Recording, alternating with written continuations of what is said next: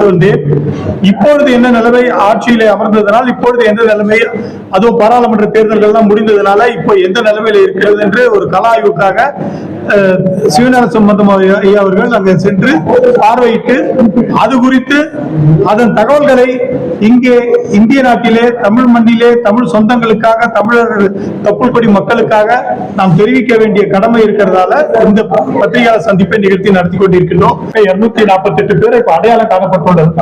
248 பேர் அடையாளம் காணப்பட்டிருக்கு. ஆனா இன்னும் அது போன்ற புதைக்குழிகள் நிறைய இருக்கின்றனங்க. அங்க இருக்கிற சில எங்களுக்கு தொடர்பு ஏற்படுத்திய ஒரு அம்மையார் இருக்காங்க. அவங்களுடைய தம்பியை காணோம், எங்க இருக்கான்னு தெரியல. பாவம், அந்த மாதிரி தேடிக்கிட்டே இருக்காங்க. இப்படி நிறைய குடும்பங்கள் தேடிக்கிட்டு இருக்குது, குடும்ப உறவினர்களின் நண்பர்களையும். ஆனா கண்டுபிடிக்க முடியாம இருக்கிறது.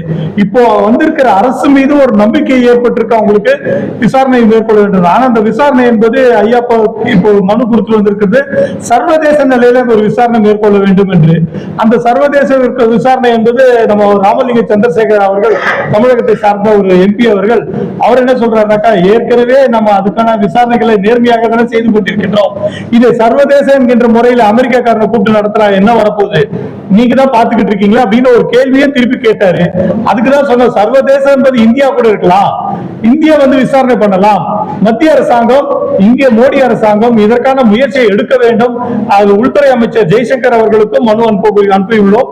அவர் அதற்கான ஒரு முயற்சியை எடுத்து இந்த நேர்மையான விசாரணை மேற்கொண்டு தமிழர் இனத்தை எவ்வளவு பேர் பாதிக்கப்பட்டிருக்காங்க, எவ்வளவு குடும்பங்கள் பாதிக்கப்பட்டிருக்கு என்பது ஒரு ஆய்வறிக்கை செய்ய வேண்டும் என்பது எங்களுடைய கோரிக்கையாக அங்கு கொடுக்கப்பட்டுள்ளது. அதற்கான முயற்சிகளை நாம் மேற்கொண்டு வருகிறோம், செய்வார்கள் என்று நம்புகிறோம்.